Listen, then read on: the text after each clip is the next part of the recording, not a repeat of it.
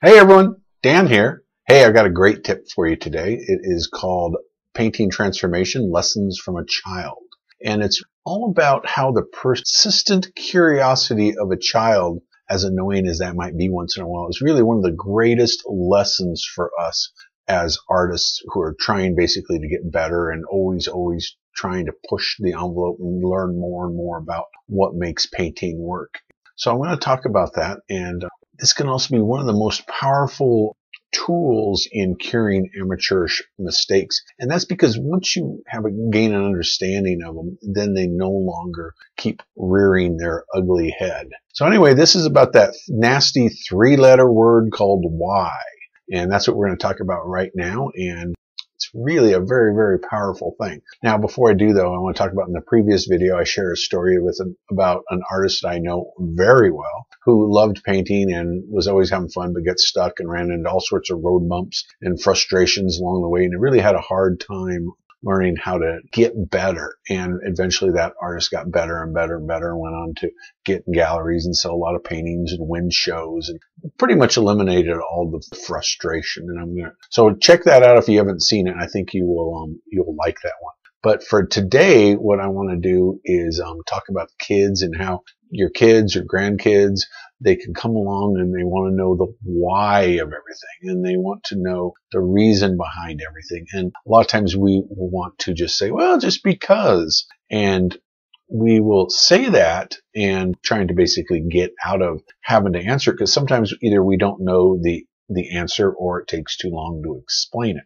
Now, imagine though that if you were trying to learn painting and you said, well, now why is that? And someone says, just because. How incredibly annoying that would be. So maybe we'll be more kind the next time a little kid keeps asking us why, you know. Of course, that does makes us a little crazy. And a lot of times I would say, go ask your mother. And then the poor kid would go, my daughter would end up over at my wife and she would say, well, go ask your father. And poor little kid probably grew up crazy. Anyway, so that's what this is about, is I want to talk about why.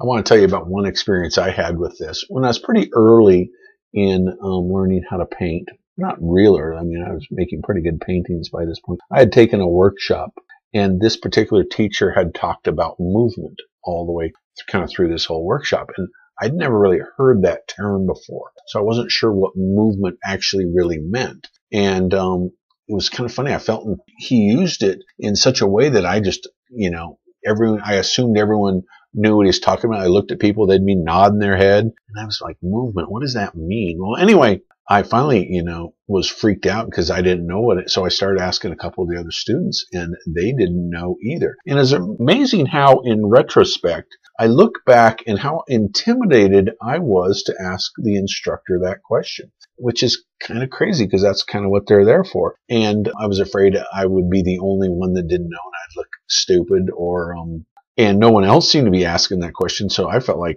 I was the problem on that. But anyway, like I say, I asked some other students, and none of them knew. I probably asked 3 students total, out of a workshop of 15. That's a pretty good sample, right? And I didn't know. But anyway, I asked 3 of them. 2 of them flat out said they didn't know, and they were as dumbfounded as I was, and I could tell it was genuine because of what they said. And a third person said it's this, and I kind of scratched my head and said, yeah, that doesn't make sense. That's not what he was talking about. I could tell, right? So I could tell they didn't understand it either. So of the people I asked, 100% of the people didn't know the answer to this question. But it's funny how we're so intimidated to ask an art teacher or, maybe anybody the whys about something, because first off, they assumed that we knew it when we didn't, and also we just are like afraid of the rejection. So anyway, I waited to the very end, and it was the last day of the workshop, and I asked him, I'm not really getting this movement thing. Could you explain it to me?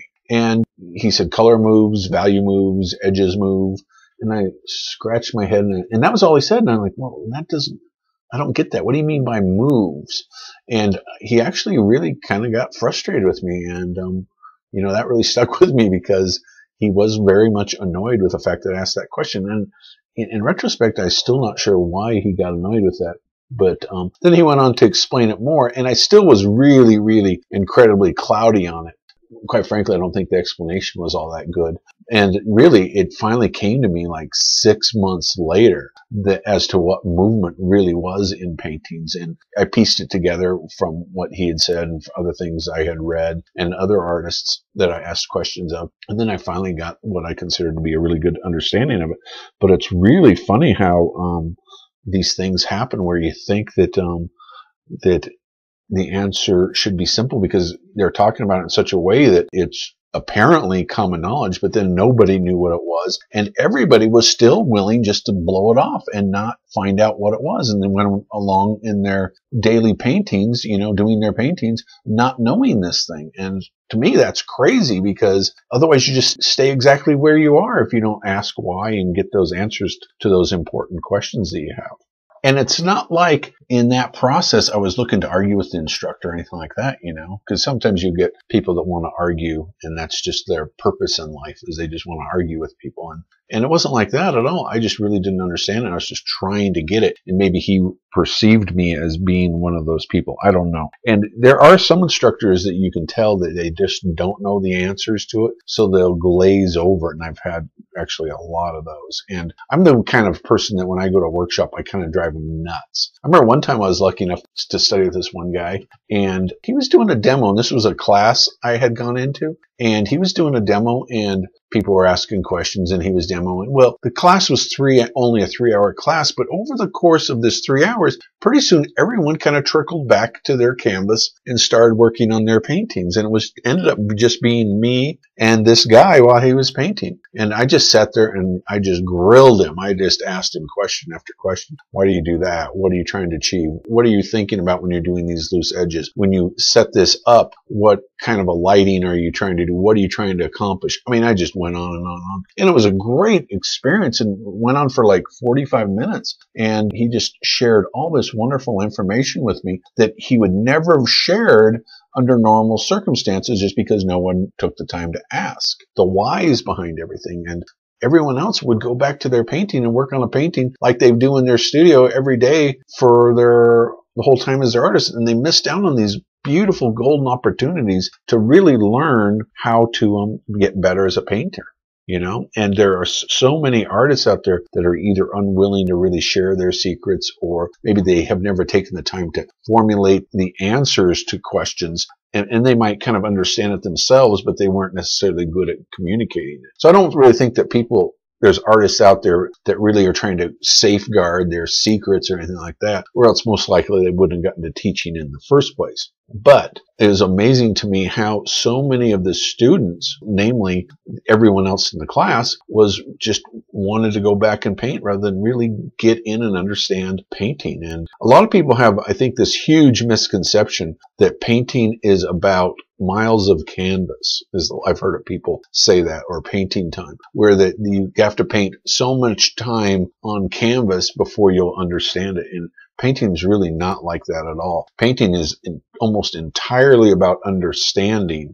And once you understand, then you can create some beautiful paintings. I know a guy who was in galleries within his first year of painting, and he was good because he was just an excellent student and he knew how to ask all the right questions, and he surrounded himself by really good artists. So it definitely can be done. So anyway, this is at the point when my art really started to take off. I started to ask the whys behind everything. I wanted to know the why transparent backgrounds recede, why opaque paints advance, and why that's important. And really, I wanted to really understand composition. I became like a composition freak. I really wanted to understand what in composition, what made one painting, like let's say you had a painting and you're going to use the same elements, right? One painting can be absolutely wonderful and the next painting with the same exact elements could be so dull and boring. And even if it was the same setup, it's amazing how, or the same model, one person could make it look so striking and then the next person painting the exact same thing could make it look so dull and boring. I was really into that, right? Determining what would make that and what in terms of, not only in terms of, like the wow factor, but in terms of composition, trying to really figure that out. Because really, when two people paint the same thing, you think the composition is set, but composition really encompasses so much more than just duplicating what is in front of you. And that's something that took me a long time to figure out. But once I figured it out, I felt like, oh, that's easy. And then and here's the thing about once you understand the whys, you can take those tools with you from one painting to the next painting and the next painting. Whereas if you just try to copy what's in front of you, right, then you're just always copying. And if you never really understand the whys, every painting, you're kind of like starting from scratch in a sense. And then the only thing you really have to have in your toolbox is your experiences when you paint. All right, so you might ask yourself, for example, why does this painting look amateurish? What is it that makes paintings look amateurish, right? What makes the nose in my painting look off? What makes the nose in Rembrandt's painting look right? You see what I'm saying? So it's not only do you have to know what makes something look wrong, you have to know what makes something look right in order to understand the elements that are involved in the why behind it all, if that makes sense to you. This kind of explains how you can do a painting in a workshop and it can come out looking so nice, but when you get home to your paintings, they don't have that same pizzazz or wow factor. And a lot of that is because when you're at the workshop, they'll come around, they'll say the shoulder's too high, or this needs to be darker, this needs to be redder. So they're basically making those decisions for you because they either on a very conscious level or an intuitive level, they understand the whys. You see what I'm saying? And so until you learn the whys behind everything, you're going to go to workshops and do beautiful paintings there, come home and be frustrated because you're like, oh my goodness, I painted this wonderful painting in that class, in that workshop, but I can't translate it. And the whole thing behind translating it is understanding the whys. And I know it may seem like I'm beating a dead horse here, but this is like the most important thing I think that I can probably give you is to understand the whys. So anyway, it wasn't long before my paintings started to really kind of accelerate and get better and better and better. And people noticed this pretty fast improvement in my paintings. So a lot of people would ask me to say, well, how did you do that? Could you tell me this? And what I started to do is I just basically explain the whys behind why you do stuff, right? Like like I talked about briefly in the last video, why complements and shadows are generally a bad idea. And I explained it in terms of the way light behaves, in terms of composition, eye movement, eye path, things like that. And then it becomes easier for them to do it. In fact, I even had some students I was teaching. At first I started teaching just my friends. Then later I started classes and got a lot of students and people. I have a tendency when I have a class, people stick with me for a really long time just because they get better and better and better and their understanding of painting gets better. And I even had one student say that I never really totally appreciated what I learned from you until years later when I really started to really be able to explain what I was doing and I knew why I did everything I did. And I had these students who just get better and better and better and get in galleries. And I remember one time I submitted for a big, what I call a gala show in Colorado here. And two of my students applied too, says, I'm like encouraging them, hey, everyone, you guys should all do this. And the funny thing is they got in and I didn't. So, at first I kind of had mixed feelings about that, but in retrospect, of course, that was wonderful that they did that and they got in and were very successful as artists. I mean, that was what I wanted. I just wanted to get into. So anyway, so that's why I started teaching, and that's what kind of my philosophy behind teaching is to try to share the why whenever I can. And if I don't know the why, I'll go find the why because it's really that important. So anyway, I hope this helps you out a bit. And if you are running into a situation where you get stuck in a painting, right? What I want you to look is try to determine what it is that you're stuck about. Is it a particular vase or is it the value structure or the edges? And then try to look at a painting that you believe is successful and then start to ask the question, why? Why does that look like that and mine doesn't? And it's amazing how your intuitive brain will just kind of answer it for you, and that won't happen every time, but you'll be surprised how often it does happen. And then if not, you can, of course, ask your friends or other artists or enroll in a class or, find someone, a mentor, someone to ask these questions of. Okay. So anyway, I just wanted to share that with you and just remember to break everything down to its core elements. Okay. On that, like remember everything ultimately breaks down to color, value, edges, paint application, drawing, and color harmony.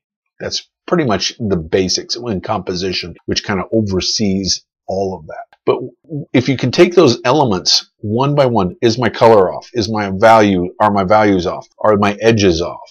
You know what I'm saying? If you take it and break it down into those core elements, it will, I think, really help you to get to the root of the why of it. Anyway, thanks again so much. I'd love to have you leave a comment.